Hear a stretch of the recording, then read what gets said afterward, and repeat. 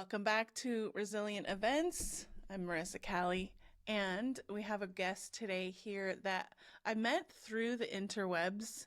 Hopefully we'll get to meet in person, but that's one thing I love about the events world is we can connect with anyone from across the world. And today's guest is coming to us from Canada.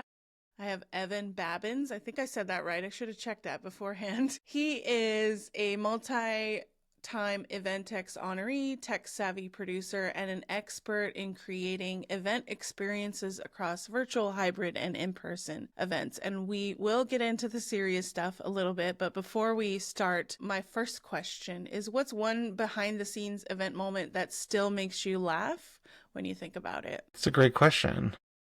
I would say, so my favorite behind the scenes moment of the event is like that moment right before the doors open, stage is set, lights are down, your opening experience is like on screen, everyone's ready. And I think generally speaking, before a big show, I always kind of like to cut the tension a little bit with the crew, especially like, the front of house crew and everyone else. So I'll just like, crack a joke or make fun of a client like on clear comm where no one else can hear it, just so everyone isn't super tense for the show. So I think that's probably like that moment where it's like only we know about it, no one else hears it, but it makes the crew just chill, and then the show can happen smoothly where they're not like uptight about it.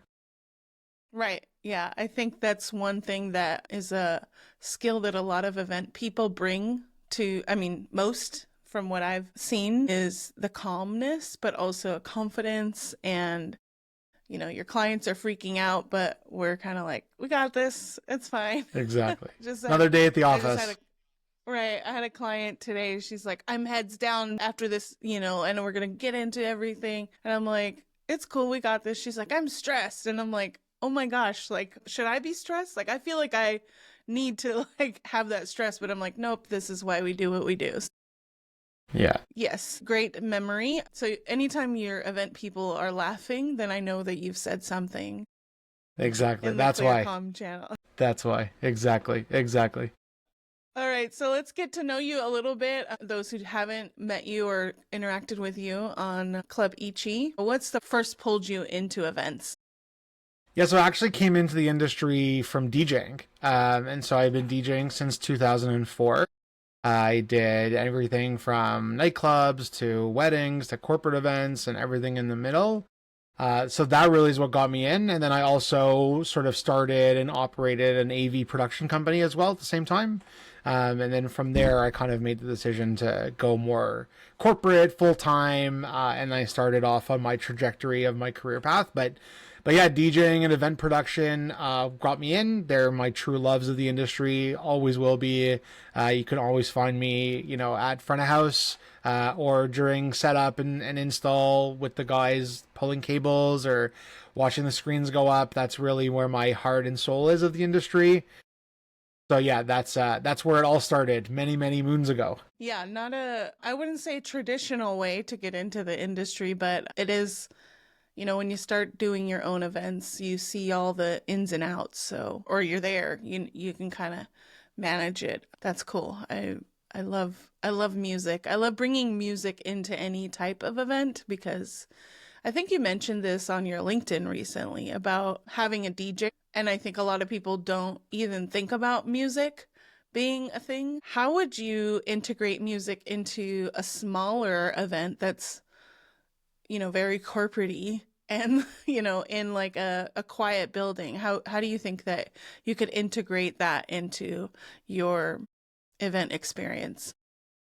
Yeah, there's like definitely a couple of touch points you could definitely weave in. So like as people are coming into the room, whether it's like a boardroom or a small meeting room or a kind of whatever that room environment is, it's always better to have something playing versus dead air.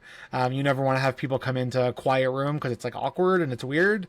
So having, whether that's like background music or if it's themed to the event or to the industry you're in, having something in the background obviously definitely helps. So that'd be the first step I would look at.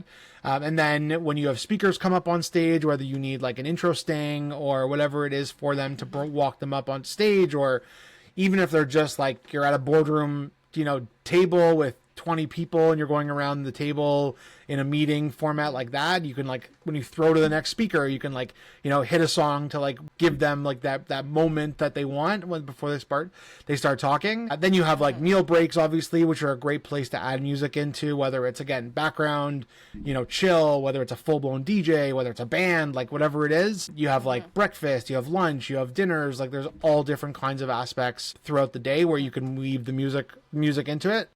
And then at the end of the day, when the event's over, as people are leaving, no one wants to walk out to nothing. It's always easier, like when you have that last speaker be like, okay, and thanks so much for coming, and we'll see you next time. You have something, that goes on, whether it's music or, again, background, something going on. So that way people know it's like time to kind of take off. Wrap up. And then head out to whatever they're doing next, whether they're going somewhere else or leaving or whatever.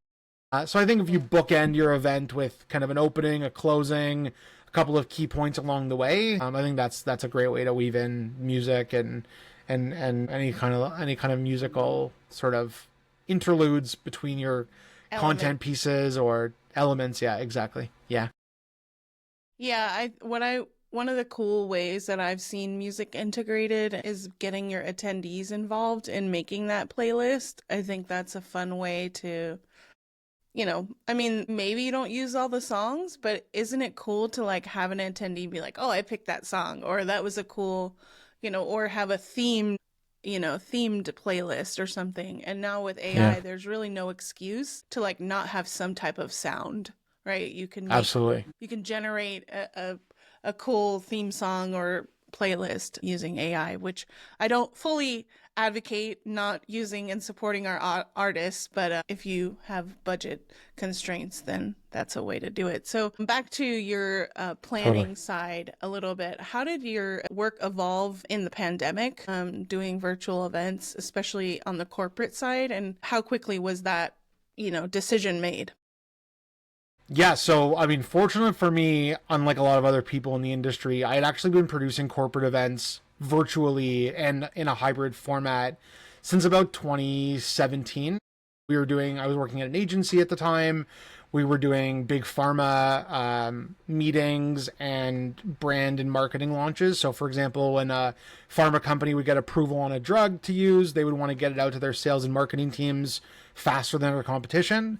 So we created, and through our AV partners at that time, we created what you would now call a virtual event platform, where it was like kind of single sign-on, so it was password protected.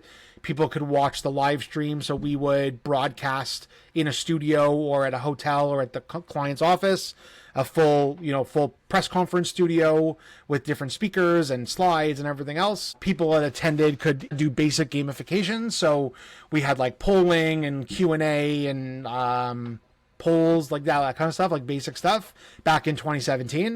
So when the pandemic happened, so I was doing that from 2017 to 2019. So like the beginning of 2019 before I switched roles to go from agency to in-house. And so when the pandemic hit in March of 2020, everyone was like scrambling. No one knew what was going on. All we heard was, cancel. And so when I was working at a bank actually in Toronto at the time, and we sort of, this all came down the pipelines and it sort of landed. We did our first sort of State of the Union of like what's going on and how are we going to move forward, and all of our executive team spoke on an event for the entire bank, which was at that time it was about 700 people across the country. So we did that the first week of April, which was like 3 weeks post-pandemic, like officially hitting. Because I had these resources, I had, this vendor who I worked with at the agency before, who I called in to sort of rebuild the platform for me. We ended up using Microsoft Teams actually to like host the event. Wow. Back before kind of it was a thing and Zoom was a thing, like widely spread as it is, obviously now. But yeah, it was about switching from, in person obviously to virtual, and then eventually to hybrid. Different parts of Canada unfortunately were more affected and less affected than others in terms of lockdowns and what we were able to do. So in Toronto, where I am, we had the most amount of lockdowns in the entire world. So in other areas, BC, Alberta, in the East Coast, we were able to do, some golf tournaments, some outdoor events throughout that summer. And so when we were on track to do about 300 events for 2020, we ended up doing about 90 events across the country, in person, hybrid, and virtual. Wow. That's a huge change, but luckily Yeah, I had massive. the resources to 100%. Yeah. And honestly, people like saw it. I was posting about it and stuff, and people like messaged me, be like, how did you do this? Like, what steps do I have to do? Like, who do I have to call? And then eventually started seeing all these virtual event companies pop up pretty quickly. And then sort of it became, widespread, and people sort of understood the formula and everything else. But for the first, and until I would say mid-May or so, I had people messaging me probably weekly being like, because I posted on LinkedIn about the event that we did and how successful it was and whatever. And people would be like, how did you do this? Who do you know? Why wasn't this new to you? It was to me. Thankfully I had that experience, but not many people in the industry did. So it ended up working to my favor. Yeah. Yeah, that's a little bit of a blessing when for sure. Right side for the lockdowns and everything. I have a similar thing. I was in marketing, and then we did virtual interviews like this, and it was easy to use streaming software. So, no, you want to still get your content out? Well, we could still do your content remotely, and I can coach you and show up on camera. So it was easy to transition into that, but that kind of speaks to our freelancer being able to pivot and just kind of flow with all the changes, right? So speaking of transitioning and transforming spaces, you posted last week on LinkedIn about utilizing spaces and how you can transform them to make a better event experience. So I want to dive into that a little bit, because I think a lot of people will pick a venue based on how it is when they look for a site visit, and they don't think about how it could be when they transform, when their guest comes. And so I want to talk a little bit, why do you think producers or event producers should care about changing how the venue looks and how that could translate how to attendees feel? Yeah, I think the first piece of that is you want to make the event experience tailored to your brand, your company, your event. And so most venues are, I would say on a generalization, most venues are pretty good about letting you create that environment that you're looking to get out of it. If they're not, you probably shouldn't go with that venue personally. But most venues that are willing to work with you and are willing to, let you have some flexibility will give you here's where we can and can't brand. Here's what you can use for materials. We want you to use low tack vinyl when you're wrapping walls, or you can't wrap, emergency exits because it's fire code. They'll have all the rules that they have in place. But I think when you walk into a venue on that site visit to what that event looks like when guests walk in on the show day should be a completely different experience. And really the event team or the planning team, production team is really the only ones who see that transformation. But it really should be a different environment. You should be able to take that venue or that space and make it feel to the attendee that it's always like this, and they're just walking in to another day at that venue or that space, and that it's always looking like their brand, their image, their creative that they know and love. And so I think that's a really important part that a lot of people, I think a lot of people give it the clout that it deserves and the time it deserves. But I think a lot of people, where the downfall is people say, I'm going to brand the venue. I'm going to make the venue look like mine, right? And then there's a missing link between the creative team, the execution team, and then the install team. And there's a big missing link there sometimes where, let's say you want to do a wall wrap, for example, you're wrapping the glass windows so people can see when they come to the venue what's happening and whatever. The creative team builds the files to, whatever specs that you give them from the template from the venue.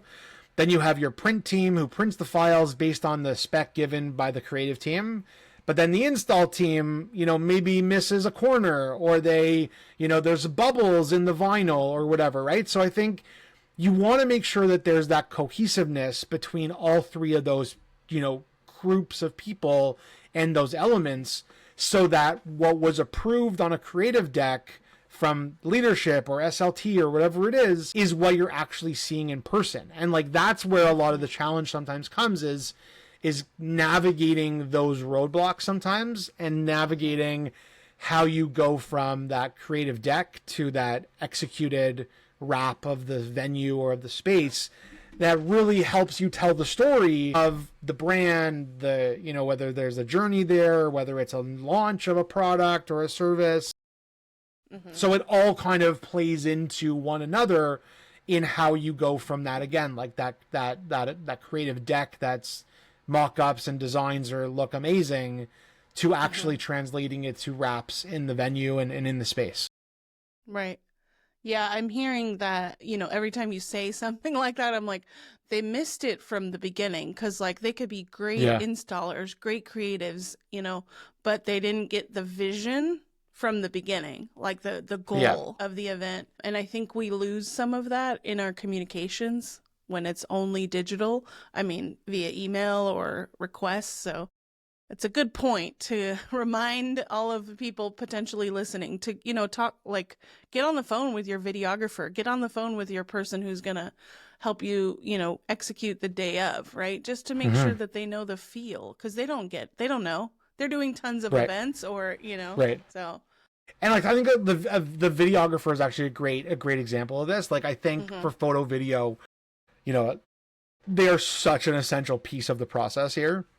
And many people either choose to not include, or it's the last piece on a budget sheet. And so you're like, oh, I don't have the money, so I'm just we'll take some photos on our iPhones and be done with it, make a video of our keynote with our iPhone and be done with it. But like, it's such an essential piece. And like, the photographer that you hire doesn't, like, I would say with very like confidence in saying this, that I can guarantee that 95% of the people listening to this don't give a brief to their photographer outside of a shot list. And in your brief to your photographer and videographer, there should be information like who's coming to the event, where these people are coming from, what's the demographic of the people here, like, is there any high profile people that need to be, you know, shot, or like, I mean shot, but like photographed or whatever, right? Like, what is the goal? What's happening with these photos after the event's done? Are they going on social? Are they going in email? Are they going in a video? Like, what is happening with the content?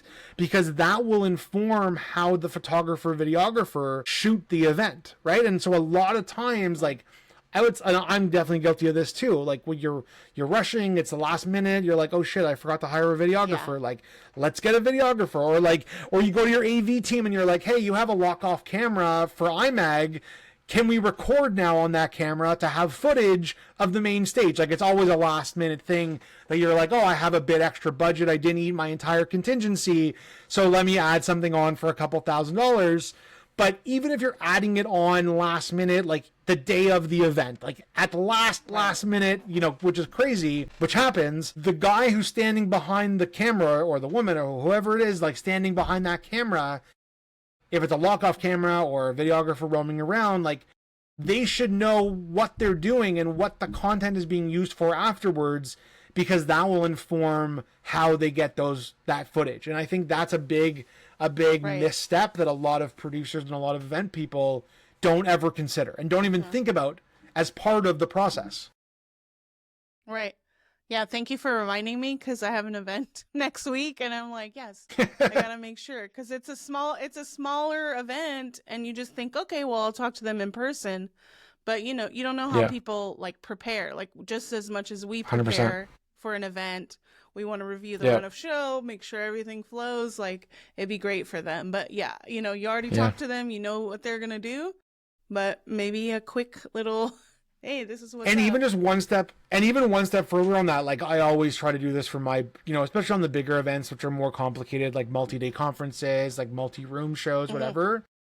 I always try to schedule in like a week to 2 weeks before the event, pre-pro, with not the client, but like all the vendors that I'm using for all the events, the partners and vendors. Yeah. So you bring everyone together, whether it's in person, whether it's virtually on Zoom, like whatever it is, but like, you want everyone to know what's going on. So like, the vinyl wrapping guy knows what's happening with the catering team. So he knows that like during the setup day, the wrap for the bars in the meal room that you're serving on need to be done by X time because the catering team needs to come in to put the stuff on top of the bars, and they can't do that until they're wrapped and in place, right? So it's like and I think a lot of people, and I know this is not another criticism of the industry, but I think a lot of us look at it as, here's the information I have to get to vendor A, and then I have to get this set of information to vendor B.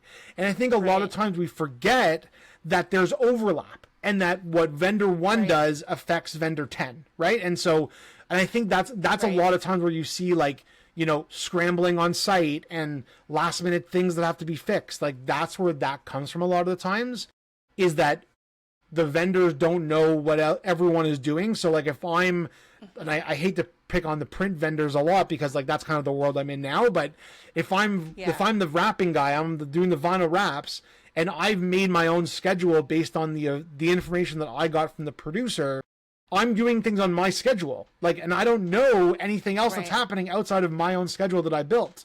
So I don't know that the bar and the food stations need to be done by 9 a.m. so that the catering team can come in and set it up so that breakfast can be served by 11 or lunch or whatever it is, right? And so if there was that overlap, there would be a lot less problems and a lot less hesitation and stress on site for the producers or the event managers. But a lot of times it just doesn't happen. And you can identify areas where you might need an extra change or something they said they wrapped the day before, then you can, I need to add a little thing on top of the table or whatever. Exactly. Yeah, it's funny because we all know that from the producer mindset, and we know things, should be fine, but they don't operate the way we do. So they're in silos. They're in silos. Let's cut down the silos. That's the winning ticket here, is get rid of the silos in the events industry. Well, and I hope that we, people, I don't want to have another meeting. Well, there's AI, have your AI agent show up to the meeting and give you recap, if that's how you need to do, right?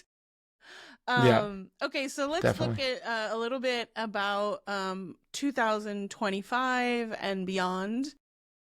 So we talked a little bit about, you said, about immersing guests and making sure they feel good. What does that look like in terms of an event, and how do you blend the branding, the content, the entertainment all into one experience for the future? I think a lot of things we're talking about now industry-wide is, sustainability and giving people inclusive environments and making sure that everyone can enjoy an event no matter kind of how you perceive it or, how you see the world or whatever it is. So I think it's our job to, and listen, I'm not going to say that things are perfect and we're not going to be perfect every time. But I think it's our job as producers to be as open-minded as possible, because we don't know who's coming to the event and how they're looking to experience it. So, giving people, if it's a gala event and it's a massive party with loud music and bands and lighting and everything it's giving people, making a room off to the side outside the main room where people can go and have a chill vibe in, or at a conference, giving people intentionally putting in breaks between content or between sessions where people who need to go and recharge can go and recharge in between a session. Gone are the days in my mind of, back to back to back to back to back to back sessions, because we don't have the mental capacity for that. We don't have the attention span for that anymore. And so giving people those breaks and giving people those opportunities to recharge will get you a better experience. And at the end of the day, when you have that post-event survey that people are filling out, you'll get better responses and you'll get better feedback. And so they're easy to tweaks to make, but they need to be done with intention. And that's really kind of what everything comes back to me is producing by intention, right? Not just doing something for the sake of doing it. So not having paper straws because somebody told you that paper straws are, better than plastic, or having, having chicken on your menu versus beef because beef is not as sustainable as chicken is. like doing things like if you're going to have that chicken on the menu, like do it for a reason that's outside of somebody said to do it, right? Like I'm a huge believer in intentional planning and not doing something because we did it last year and all that, everything that comes with that mindset. So it's like, do it with purpose, do it with, you know, the right mindset behind it. And it's really not like rocket science. Like, you know, do you need to have 10,000 people in a venue, or can you have 5,000 people in the venue and 5,000 virtually to cut down on, you know, CO2 emission from planes and hotels and, you know, food waste and everything else? Like, if you can do that, and if that works for your event, 5,000 people traveling is better than 10,000 people traveling, right? And so, like, but if it doesn't make sense and you need those 10,000 people in that place, and it makes sense and is justified, go have your 10,000 person event. Like you look at an event like IMEX. Like IMEX at this point will never go back to fully in person, right? Like IMEX is a 100% in person event, cater to the tens of thousands of people. That's their vibe, right? And like, you're never going to convince the team at IMEX to be like, you should only have 2,000 people in person and have 20,000 people virtually. Like, it's never going to happen, right? And so, like, I'm not saying that should happen with IMEX, but like maybe on a corporate event, like I used to do when we did the virtual stuff, where we had, you know, we would have, you know, sometimes we did an event series a couple of years ago where it was like, the venues that the client wanted had capacity limits, but the client wanted more people hearing the content live. So we said, no problem. Let's cap out the venue at the capacity they have. It was like 500 people in the venue, in the room. And then we had this virtual event platform that connected to our live event that we were live broadcasting from the show. And the great thing about virtual events is you have an unlimited capacity, generally speaking, for how many people you can invite. There's no capacity limits, right? Based on budget, obviously. But so like, if that's the case and if that's what you need to do for your event, like do it. But like, do it with intention and do it with a purpose. Right. And I think from a corporate standpoint, they need to embrace that, because there are a lot of people that have moved and work remotely, or they, you know, got this new lifestyle of like caring for their, you know, you're a family man, like caring for your kids. Yep. Like, I gotta 100%. be able to go to my kids', you know, dance recital at nighttime. I can't go to IMEX for a week, right? Or I could, but then I'd be missing my family. So you gotta cater Then you're to like, your who is audience. supporting? Right, like who is supporting you? Like, do you have a partner who's supporting? Do you have family who's supporting? Right. Like, can you rely on these people? Like, can you not rely on them? Right? Like, I'll tell you, for me, like personally, like my travel world is a lot different now that I have kids than it was before I had kids. Right? Like, I used to travel like 10 to 12 times a year for work. Now I'm traveling, you know, 3 or 4 times at the most in a year, right? Because like, not only do I want to be home with my kids, but like, I also don't want to be away from them if I don't have to. And again, like, if it's purposeful, like I have an event coming up in a couple of weeks where, you know, it's a massive event. I need to be on site for 4 days, but I'm not there for the entire week long of the event. I'm there when I'm needed to be there for. Whereas before, I would go in the day before, I would stay a day later, I would see the city and do things outside of the event, where now it's more intentional of when I'm not home and when I'm away. It's like, when do I actually have to be gone versus when do I want to be gone? And a lot of people are in that same boat. Yeah. Yeah, I don't have kids, but I want to be home with my husband and my dogs. You Right. know? So it's Right. like, it's the Same thing. Or Same do I thing. put 'em in- It's the same vibe. Yeah. Yeah. But let's same talk vibe. a little bit on technology. I know that we're very techy and we use a lot of tools as event pros. How do you stay ahead and choose the right tools? Obviously, because you're coming from a corporate side and they have to adopt these tools into your tech stack. Yeah, it's definitely a challenge in the corporate world, especially with like, you know, IT regulations and what we're allowed to do and we're not allowed to do. So I think it's about, you know, having great partners, having great people you can kind of trust and work with, who could potentially change things around based on, you know, your firewalls and your IT requirements and your security levels. Right. And then it's about, you know, looking at it again, like using that intention, like what do you need versus what do you want?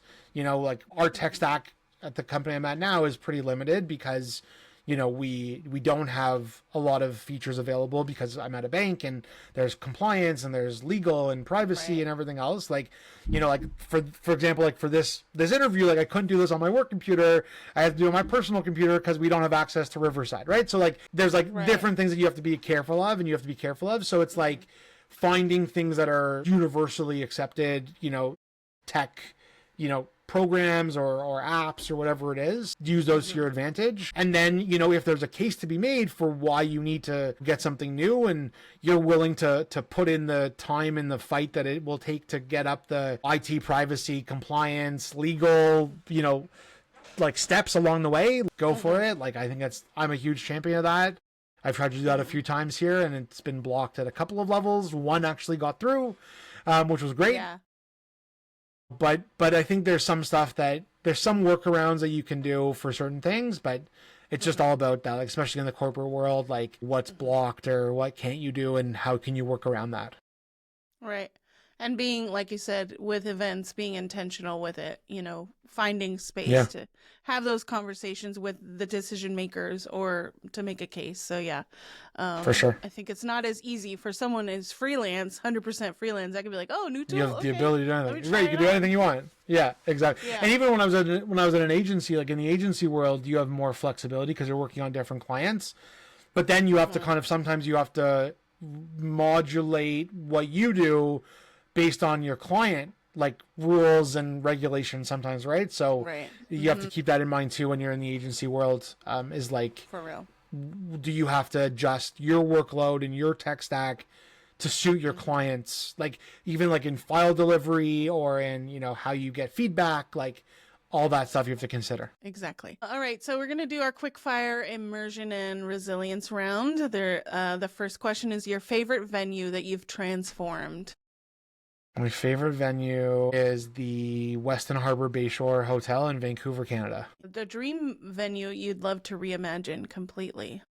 Scotiabank Arena in Toronto where the Leafs play. Nice. Yes. Actually, I'll take that back. I'll update that with either that or the Sphere in Vegas. That would be cool. Oh, okay, that's cool. Yeah, that's a good one. Most unexpected decor or branding element you've pulled off. I created the first indoor roller rink in Canada for corporate events. So we built a full roller rink inside of a conference center in Toronto a year ago for a corporate event. So that was nice. That was a cool one. Nice to be the first one to do that. Yeah. And that one also took many rounds of approvals and privacy and compliance, and because there was alcohol involved and stuff like that. So, but yeah, it was it was cool that we pulled that off. Yeah, 100%, 100%. It took about 14 emails for the insurance piece alone. But yeah. All right, first thing you do after a major event wraps. Trying to think of the first thing I do. Breathe. Have a breathe, like travel home, like give my kids a hug, give my wife a hug. But then like from like a workload perspective, the first thing I do is like figure out what's like the priority, when post-event content or wrap up or invoicing. But yeah, I think the first thing would be like, I'm like actually pretty good about breathing at events, I would say. Yeah. So I think breathing I've got covered. Definitely drinking a glass of water, like a glass of water when the show's done, because I think a lot of times I neglect water on site. I mean, I go more like pop and that kind of stuff, which I know is not, obviously from the sustainability conversation, is not the best way of being in terms of wellness and sustainability. But yeah, I think definitely like a glass of water. Maybe if I can FaceTime my wife and kids, see them, and then deal with post event. Awesome. All right. So where can people follow or connect with you? I imagine LinkedIn, but go ahead and say. Yeah, LinkedIn. Like I'm on LinkedIn. I'm on Instagram. I'm kind of everywhere. Yeah, I'm always happy to chat with good people about events, big, small, medium, whatever it is. How I can support, how I can help and give ideas or anything else. I'm happy to always connect with good people. Thank you. Thank you, Evan, for your time. I will see you over on Slack with Club Ichi and their new community platform, which I think is rolling out soon. So thank you for joining me, and I appreciate everyone who listened to the Resilient Events. Take care. Thanks for having me.